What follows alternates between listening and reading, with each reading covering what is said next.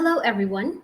Welcome to this virtual session brought to you by People Matters and People Strong. I am Rachel Venosa, Senior Editor at People Matters, and it's my privilege to welcome you all to this exciting session. From HR Tech 1.0 to HR Tech 4.0, technology has become a critical business differentiator over the years, enabling companies to navigate the new trends shaping the world of work. From flexible work options to talent retention, from the automation of managerial tasks to redesigning learning in the new flow of work.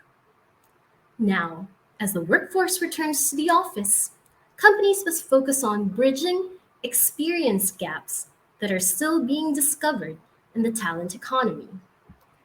The new technology roadmap for growth and agility for many organizations is a work in progress. With continuous iterations, reflections, and strategies, building for impact and for their most important resource, that is, talent. As the world pivots towards growth, it's time we create a roadmap for business and people leaders, the best minds who drive the talent economy. People leaders are shaping the talent marketplace, not just in their own country, but across Asia. Today, we have the pleasure of hosting Anela Haytens, Head of People Experience and Technology, APJC at Amazon Web Services. Anela is a senior HR professional with a corporate and consulting experience in various HR functions, both as a generalist and as a specialist. She has experience in multiple markets, both in the US and Asia Pacific. Anela's expertise lies in design thinking, business model innovation, managing talent, managing the best workplaces in the region, enhancing performance and growth, and driving business outcomes. Welcome, Anela. It's great to have you with us. Thank you. Nice to be here. We also have with us Marvin Victoriano, Chief People Officer at Inspiro. With 20 years of experience as an HR professional, Marvin heads all Inspiro HR and quality programs across the Philippines, Australia, the United States, and Nicaragua. He was also Director of Human Resources for Transcom Worldwide, Philippines, and was Executive Director of Human Capital Delivery at Teletech Philippines. He holds a BA in Journalism from the University of the Philippines, Diliman. Welcome, Marvin. Hi, nice to be here. We also have with us Prakash Rao, COO at People Strong. With over 2 decades of experience in HR, Prakash has led numerous digital HR transformation projects for some of the biggest enterprises in Asia.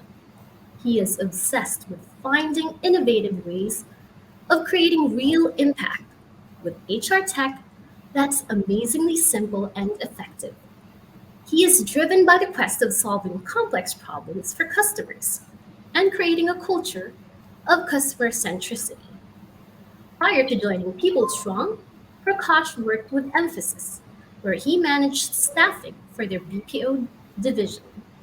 Welcome, Prakash. Namaste, everyone. Good to be here. Now let's begin our panel discussion. So, Marvin, after over 2 years in a global pandemic, organizations are still in a state of flux.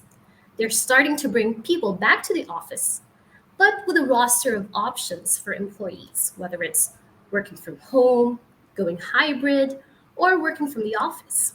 Amidst this evolving scenario, what is Inspiro prioritizing as part of their focus on people to make this shift smoother and more seamless?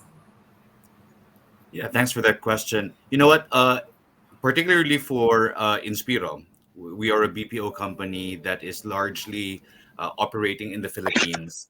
We have been granted by the government to actually operate on site on certain limited capacity during the lockdown. So we have been adopting the hybrid model for the past 2 years. And with the shift now of the Philippine government to have more people work back in the office. Basically, there's a lot of education that's happening. We're educating our employees that it is safe to go back, why we are asking them to return to the office. At the same time, we are cognizant of the fact that because of the lockdown, there were many realizations that the hybrid approach can work, that there are certain functions and certain jobs that can be done from home. And a hybrid model doesn't just mean that you're either working on site or working at home. Sometimes you just have to have that flexibility as to when uh, you're supposed to work at home and when you can go on site. So for Inspiro, we definitely have to keep the people's concerns in mind. A lot of education, a lot of assurances, a lot of showing evidence that it is safe to go back on site. At the same time, create more investments on the hybrid model, meaning there are certain programs, certain processes that we have tweaked along the way to ensure that both sets of employees, those working on the office and both and working on site, they are equipped to have increased productivity. So there's also investment in terms of our IT infrastructure, as well as investment in terms of tools to have the employee experience the same for those working at home and those that are being asked to return to work. For Inspiro, we are a high touch culture. So a lot of people actually are looking forward to going back on site because they miss their teams, they miss, going, chatting and having these site activities. So there's a lot of excitement. There's more excitement actually to go back. In fact, in the last 2 weeks or so, we've done town hall meetings on site. And we're very happy to say that, we were warmly welcomed by those that are already back working.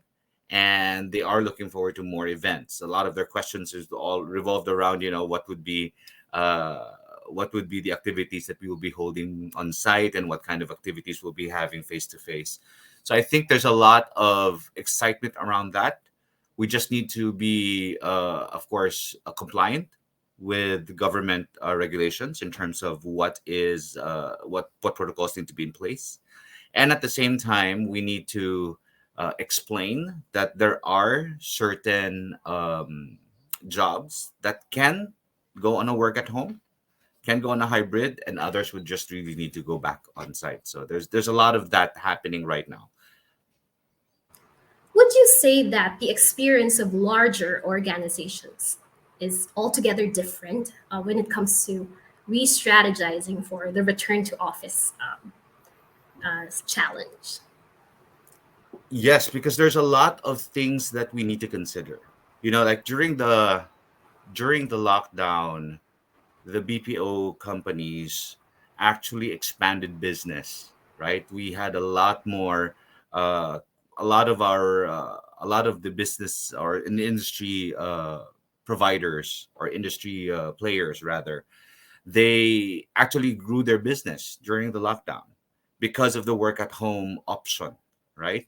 And so when now that the government's saying please bring everybody back on site, there's this issue now of how do we fit everyone, right? So there's also that kind of it's a good problem to have, but now we have to have certain investments as well in terms of our site build out, site expansion, if we really are to bring people in. And I think for larger organizations that's a bigger problem because now we have to look at additional floors, additional locations, if we are really to bring everybody back in terms of the hybrid concept. Of course, the larger organizations will need to invest more on IT tools, security tools in particular. Problems that we encountered before were, how do you deploy the PCs to, far-flung areas? As we expand our footprint and as we are more open to people outside Metro Manila, for example, to support the business, how do we bring those tools to them? How do we ensure that they are maximizing whatever we've invested in terms of IT and technology? So again, that's for large organizations. That's a little bit more of an issue because they have just because of the volume of people that we're talking about. And as I was saying a lot earlier, there's a lot of education, there's a lot of information drives and campaigns, and definitely if you're a large organization, you need to make sure that everybody receives the message consistently and coming from the right sources. So those are some of the challenges that we have that we're currently encountering. But good problems to have. As I said, good problems to have. Thanks, Marvin. Sure. As you said, growth during the pandemic, the lockdown, is a good problem to have. And going on to that, Anela, when you look at the business mandate for growth and agility, what are the top opportunities and challenges that you see when it comes to building out the technology stack?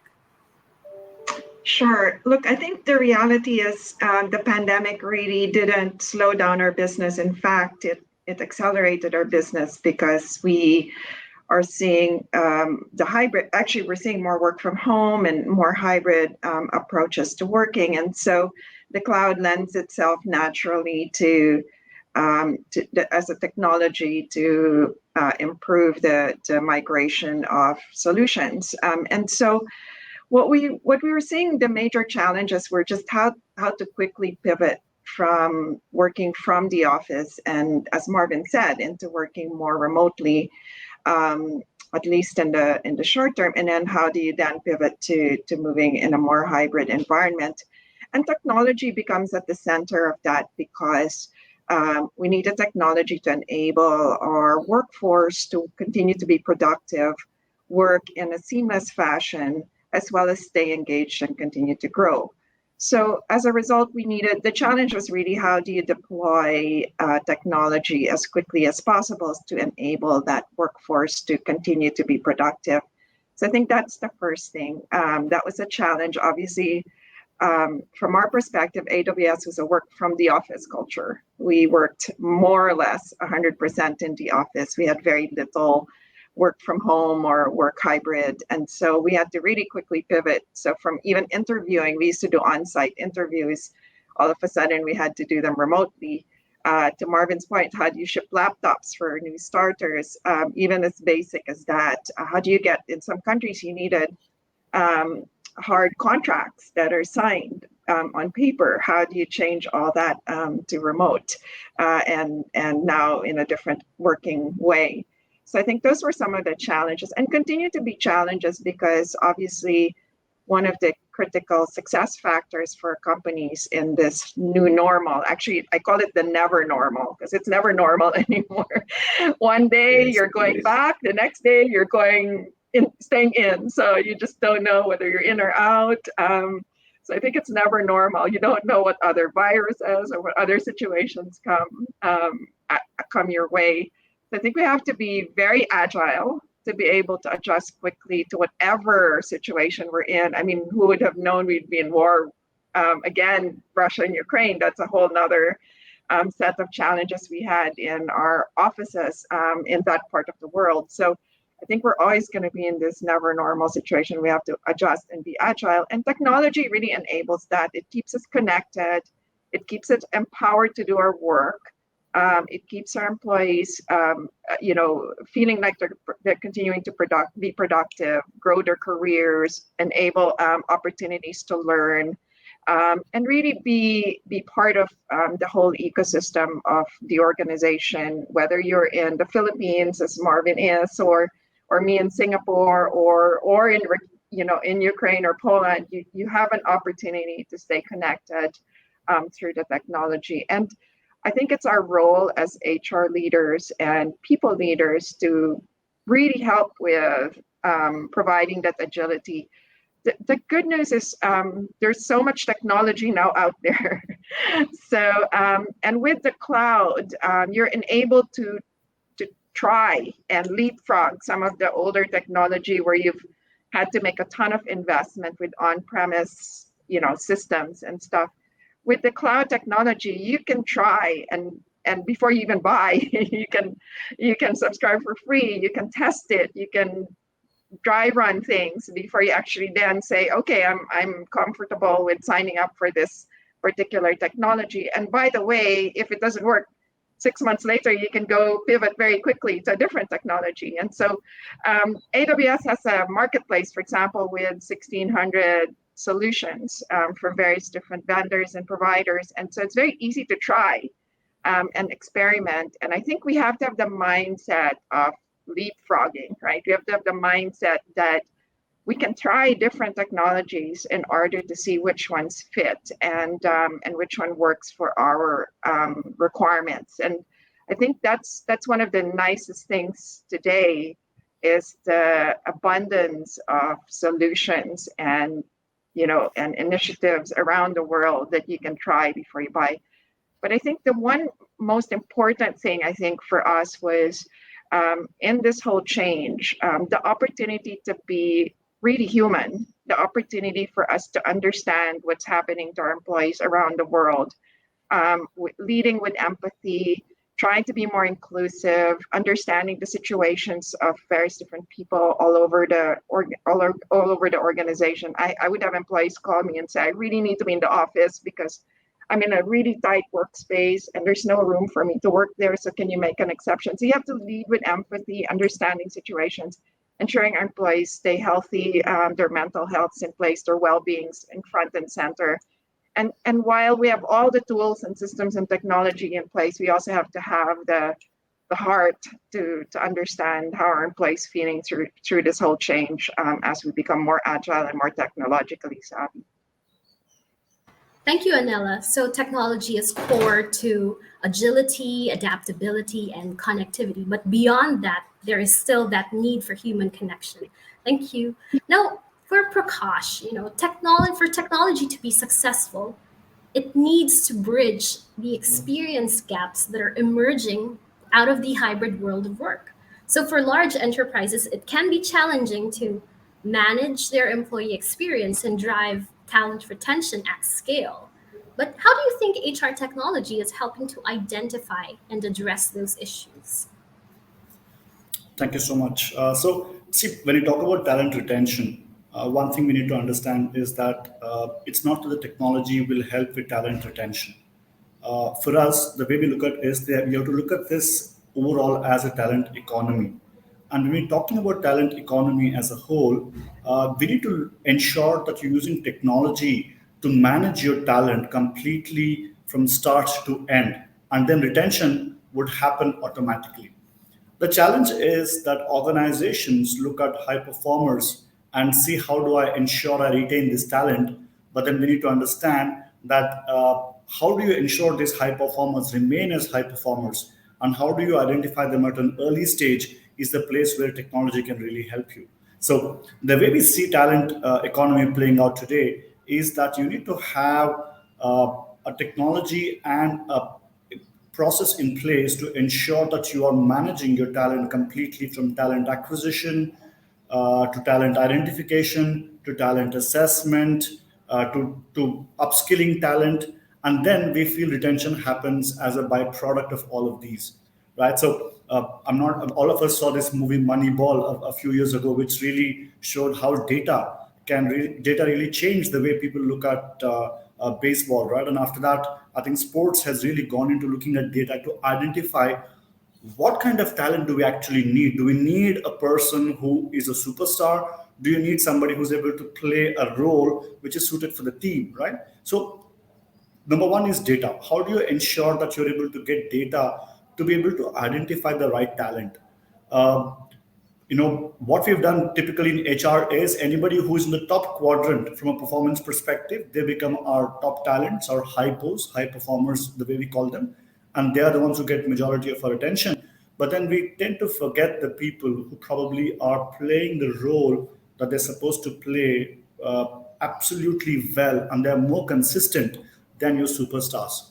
So that's number one. How do you look at data to identify talent and have talent who are not just your high performers, but people who are able to play the role absolutely consistently day on day as well? That's number one.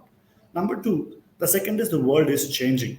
The meaning of talent and what the talent needs to do also is changing on a day-to-day basis. So how can you use technology to identify the skill gaps that people have today to perform a role 18 months down the line or 24 months down the line?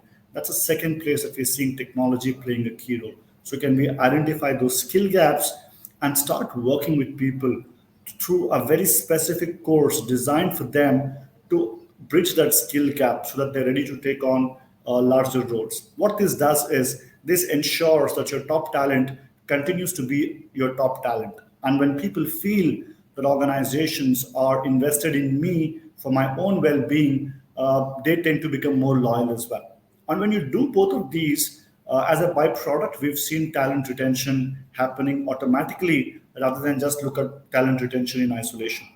The other aspect to this is creating a hyper personalized employee experience as well.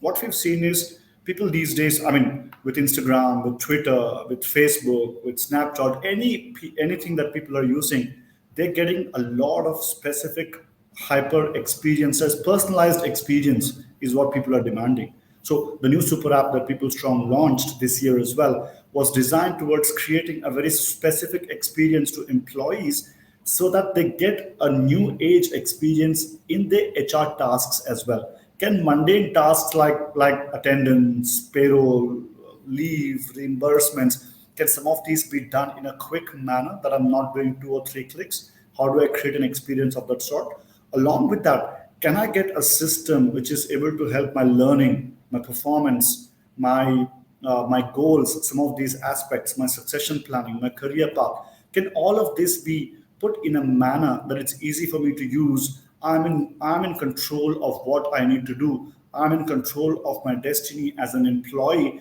Is the other place we're seeing people really investing in.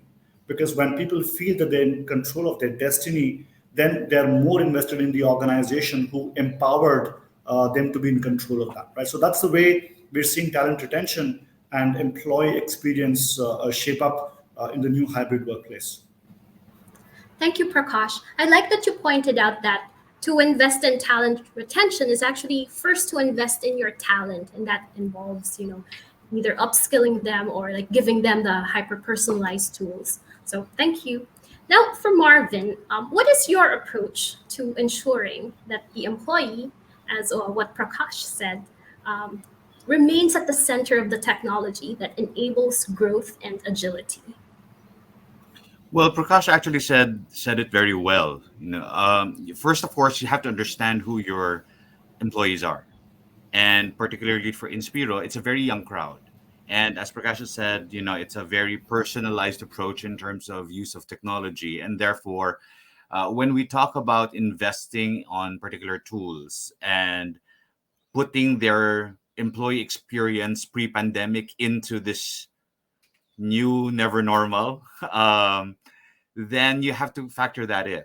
So when you partner with vendors, when you come up with programs, you have to keep that in mind. What makes them tick? What would make them engaged? What would make them appreciate the efforts that you're doing? Because it's no hard.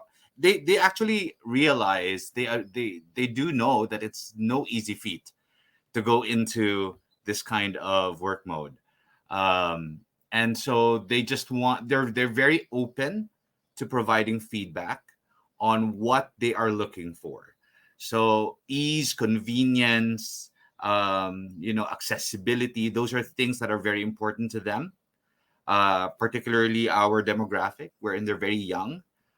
They want to feel connected all the time because that's what the pandemic also did. They kind of like lost touch with their teams. Um, and so those are the kind of considerations that we have when we take a look at uh, tweaking whatever programs we have and making sure that they are apt for the current workforce. Um, when Prakash was talking about ease and convenience in filing certain things and making sure that they stay connected through the super app that People Strong has provided, that's very much something that is appreciated by the Inspiro employees. We also adopt the same thought process when we go for partnerships with other vendors to to address other employee experience areas, such as like mental health. So, pre-pandemic, mental health has always been, uh, it's already, when you're able to schedule something with a psychologist or a therapist online, that's already considered technologically you know, savvy. But now we've actually partnered with another vendor that they could have unlimited chatting with therapists. And again, that I think is something that has evolved and accelerated because of the pandemic. So we're looking at benefits, allowances, other engagement activities, other programs that we already have in place for the welfare of our employees. Take a look at what the technology, what the market has in terms of technological solutions are, and see if we can adapt them. And of course, a lot of listening to the employees in terms of whether this will be something that they would appreciate or not. So I think that's the process that we go through right now. Thanks, Marvin. So it's still all about listening to your employees. Hmm. Uh, Anela, they say that the war for talent is over, that talent has clearly won. Today, highly skilled and the most effective people have more negotiating power with organizations than they ever had. So we are facing a red ocean where every organization has eyes on the top talent. But how can technology address this need for talent and enable higher employee engagement and retention? So first of all, I think first of all, everything being equal, so your competitors will pretty much offer the same compensation benefits and things like that. Then you have to find a differentiator, right? You have to look for what else can differentiate you as an employer. And technology can do that. Access to good technology that will help you do your work, empower you to make decisions, help you connect, help you feel like you're part of a bigger whole, becomes a differentiator versus just differentiating on what everybody else can do. So I think you have to find what is really important for employees to come join you.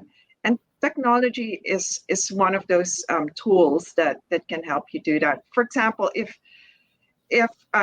all else being equal, you don't have good tools and systems, you can't even make the right calls that you need to make, or you don't have the right tools to do the analytics that you need to do your work, or you don't have the tools to help engage or connect with, as Marvin said, make connections when you need it, then it becomes a way by which you decide that maybe that this is not the employer that I want to join. But more importantly, I think it's not just the technology, but it's the whole package. Because I think that now that there is the war for talent, as you said, is over. It's just there. It's just a normal again, a new normal, never normal. It's always going to be there now because as companies get larger and continue to grow, then there's always going to be a desire for more talent and better talent. So then what you're going to need is not just the technology, but also the work environment has to come together with it. And the work environment being a great place to work, or being an attractive employer to work becomes really critical. And it's funny how that is. A big part of that is culture. People want to work for organizations with strong and good culture, because culture is the glue behind our whole organization. It threads the organization into a whole. And so employees are looking not just for the technology, but also a good work culture. And work culture that's inclusive, that empowers, that grows talent, that connects dots, that ensures a good employee experience, but also challenges our employees to do better, really helps. And there's ways to enable the culture to be technologically strong. For example, there are tools and tools that help us connect. So I'll give you a good example. In AWS or in Amazon, we have a tool called Connections. connections. Once a day, a question pops up in your screen, and it's a pulse question to just see how do you feel connected at work? That could be one question, and then there's a 5 point rating. So we get one of those questions every day, and that just pops up on our computer, and that's just a way to use technology then to take a pulse on a daily basis, and then you then take that and analyze that information. But I think being technologically good is not just about the tools and technology, but thinking in a digital and technology way, in a technological way. So it's not just that you have the best tools, but how can you get something done very quickly through technology? And I think that's a mindset shift for employees, because they always think technology is just a tool, but working digitally is not just a tool. It's thinking about how to find solutions in a digital way. So if you can solve a problem together on some collaborative tool, or on a quip, or on something like a pulse question like that, that's thinking in a technologically different way than you have in the past. Now, no more paper, no more stuff. Or can you do something on an app on a phone? So I think it's just, how do you find solutions that will connect you to these technology solutions in a very quick way, without spending a lot of money, but working in that manner. So I think that really helps. Because then now you can connect the dots with the data. So now I can take the connections data. If one of the questions, for example, how likely will you be staying? And this may or may not be a question we ask, but let's just say we ask, how likely are you to stay in the organization for the next 12 months? That could be a question. And then all of a sudden, you can use that data to then say, oh, X number of percent of our employees are thinking of leaving the company. You can start connecting dots and using that information to then understand the organization as a whole. So I think for me, it's critical that you have the tools, the systems, but you also have the culture to enable the workforce to work in a digital manner. Thanks, Anel. So culture is still the glue. Yes. So, Prakash, Anela made a good point about innovation. Now we have machine learning, automation, robotics, space. These are the four domains where the next technological leaps into the future will happen. Now let's talk about automation and machine learning for people strategy in particular. What's next in HR tech? Okay, so I think, first of all, I think before going to what's next in HR technology, it's important to ensure that we are using the current technology to the fullest. Because I think as human beings, we have a tendency to move on to newer things really fast without having explored what are the capabilities available in the system to be able to get things done. Now, I'll just take the example. I think Anela made a great point about mood pulse surveys that you can do through AI. Now, just in the area of AI and how it can help HR, we've seen people doing, employee queries getting managed through AI. AI helps reduce mundane tasks that most people are using. People are using this for talent acquisition to make sourcing more effective, because it can quickly identify if the CV matches your job requirements or not. People are also using it for learning and development, for example, so that the AI can recommend what is the right course for an employee. What do you need to learn to move to the next course? Right? If I have a career path ahead of me, can the AI come back and tell me as a user as to what I need to learn? It's like Netflix. It tells me what the top 10 shows in my country. It also tells, basis my previous history, what I should watch for. So in the same way, can AI recommend people what they need to learn? What are the trending courses within an organization, right? Things like this. Then, from a performance perspective, can the system show managers the trend of people? Where are the places that people are consistently failing, so that we can look at that specific area? Or where are the places that people are consistently succeeding, so we can look at these? Maybe the targets need to be a little more better, because everybody's achieving those targets. Things like these is where AI can help. But two places where we've seen that I think there's a very tectonic shift happening is, how do we leverage technology to look at the employee's state of mind and health and well-being? Second is, how do we help organizations, how do we help employees stay connected to the organization in this hybrid workplace, right? I'll talk about the first part, which is employees' health and well-being has never been at the center the way it is these days, right? So how do we ensure, like mood pulse surveys, which Anila spoke of, not just that, but also how do you ensure that you're able to look at what an employee is doing? For example, can the system throw out, hey, you know what, this employee has not taken any leave over the last 6 months, or hey, this employee has been working for 14 hours for the last 10 days. Small things like these, if somebody is able to have a conversation with an employee and I check, hey, are you okay, you've been working continuously long hours, do you need a break? Things like this really help employees to be able to open out and probably talk about certain things, the challenges they're facing at work or otherwise as well, right? Can the system connect people automatically to professionals who can help employees if they are in a place where they feel that they're overburdened and the mind is completely full, right? So that's one place we're seeing technology really play an important role.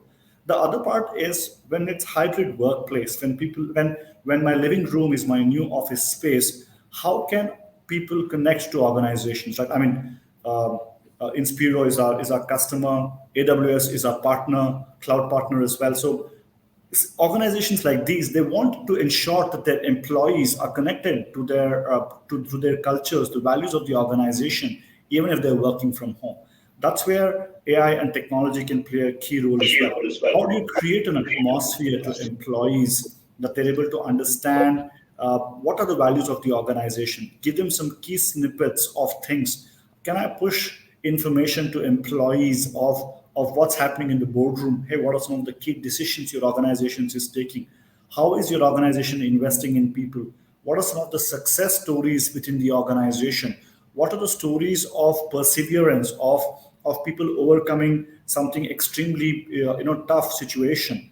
Things like this, when it gets pushed to employees in small bite-sized videos which can get consumed within 60 to 120 seconds, these we've seen having a great impact in employees really understanding the organization a lot more as well. So these are the ways we feel that the technology can help organizations to now not just stay connected to their employees, but also take care of the health and well-being of their employees as well. That's the next shift that we are seeing in the role that technology can play these days.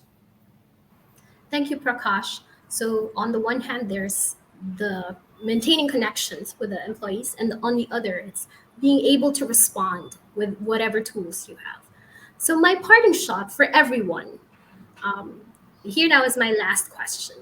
As technology becomes central to how work is managed, how do you see the role of HR evolving? We can start with Anela and then head on to Marvin, and then Prakash can recap our responses. Anela?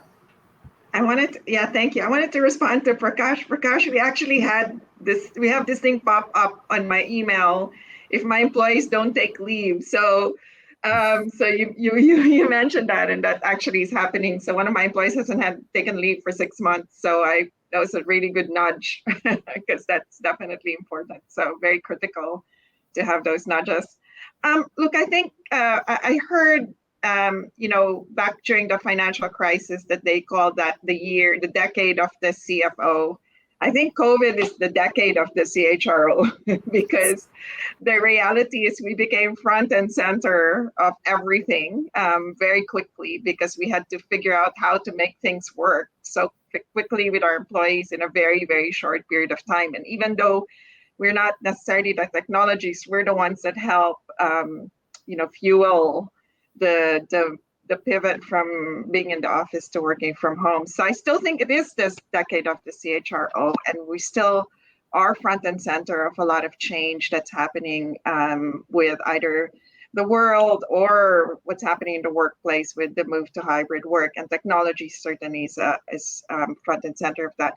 I think fundamentally our roles are shifting to become more business leaders. I think our goal now is to help the business continue to accelerate, as well as de-risk their trajectory, right?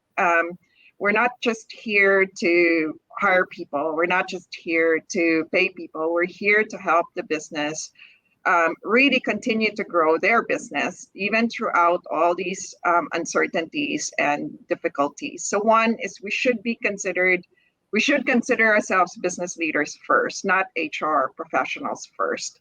I think the second thing is we need to also be technologically savvy. We need to do our own research as to what are the best ways to work with the technology that's out there, and it's moving and evolving so fast that it's breathtaking to see all the new technology that's coming out, and I can barely keep up. In the talent acquisition space, I can barely keep up. It's like hundreds of technology pieces of solutions that are coming out on a daily basis. It's just breathtaking.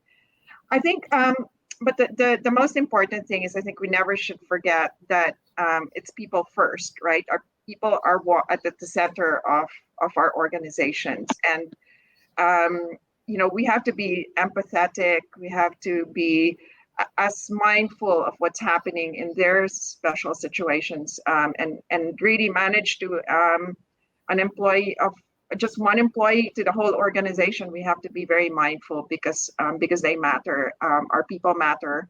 And also what's important is that their well-being and their welfare as a whole matter. And so that to me still stays front and center of everything. Culture and people still stay front and center. However, we are here as part of the business, and so we need to continue to be business and tech savvy. I want to piggyback on what Na was saying. Absolutely agree, 100%. We HR has been perceived before as someone to just a means to an end, and we were just enabling the business. Now we really are. I think we fought very hard to have a seat at the table, to be truly business partners, to be truly business leaders. And so we should take full advantage of the fact that, our CFOs and COOs are now listening to what HR has to say. At the same time, we need to come to the table prepared. And there's a lot to learn. A lot of HR practitioners had a really difficult time. Well, we had no choice. We had to adjust. We had to pivot. We had to learn as much as we can. We had to expand our networks and find out what our colleagues are doing, see best practices and all of that. But I think now that the dust has somehow settled, the fatigue is there.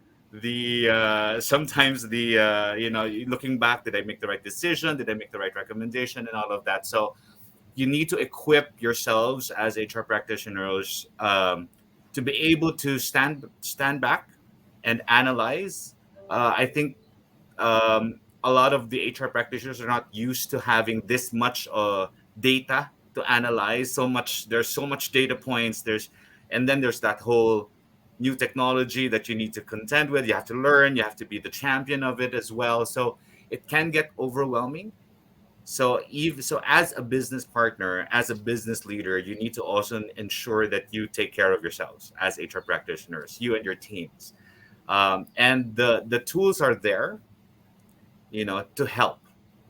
Because a lot of the HR practitioners get overwhelmed by the fact that there's all of a sudden there's this, we're being asked not just to provide recommendations, but to actually lead the change, right? And I've always said that part of our role is really to empower other leaders. So we learn and then we teach them how to be change management leaders themselves, right? Because you can only stretch yourself so much. There's only so many hours in a day.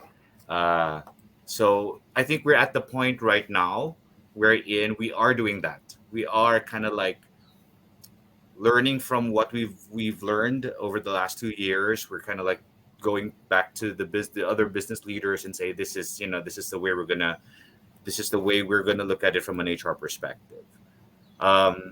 So yeah, I think if not pat on the back on the for the HR practitioners, I think we've done a fantastic job in helping the business not just survive but actually thrive amidst this crisis.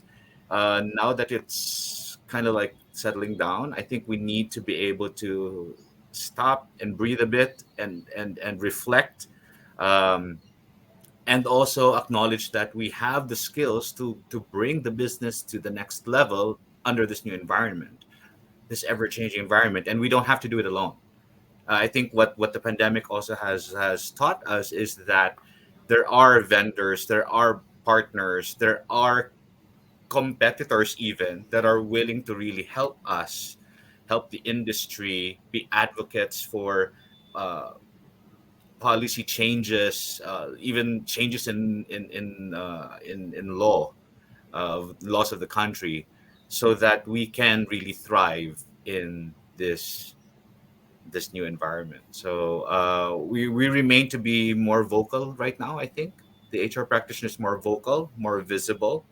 Uh, need to be more analytical, um, and just really be able to help the business go through this and bring it to the next level. I think all the HR professionals watching, I'm sure they would have a broad smile on their face just listening to what Anela and Marvin said. Right? Great. I think like what Anela said about it's a decade of the CHRO. I also feel it's a decade when HR stands for human resource. Right? I think it's the first time that this is going to be a decade when humans are going to be considered as a key ingredients and not just as a resource, not just as that. Position number or as that seat that occupies, right? So that's a change that we definitely are seeing. But how does the role of HR change? One question I get asked a lot in a lot of places is the role of HR ever going to become extinct with technology taking a place? The answer is definitely an emphatic no. Like Anela mentioned as well, and Marvin alluded to that. As long as there is empathy in play, HR will always be relevant because whatever AI technology, whatever we get, I don't think there is a day when we need to understand that all technology is also built by people and run by people. It doesn't run on its own. So HR will always be relevant as long as empathy is in play. But I think a couple of points, what even Marvin alluded to, of being change agents. I think one place HR is going to play a very key role is organizations are going to undergo a huge change. A lot of consolidation is going to happen over the next a few years as we move along. A lot of new technologies will come in. A lot of new processes will come in. A lot of old processes will go out. So we need to help organizations to adopt to this change. So can we be those change agents who are able to be abreast of what's happening in the market and take it to our organizations so that they stay ahead of the curve is something that HR would have to play. So we need to stop looking at ourselves as a talent acquisition professional, HR operations professional, compensation professional, and get into looking at ourselves as change agents. That I think is going to be the key change for HR over this next few years as we move along. So, HR as change agents. Thank you, Prakash, Anela, and Marvin, for sharing your insights with us. We would also like to thank our partner, People Strong, for helping us lead this discussion on creating the growth and agility blueprint. With this, we close today's session. It's been a pleasure hosting you all. Uh, I'm Rachel Reynosa of People Matters. Thank you and have a great day. Thank you. Thank you.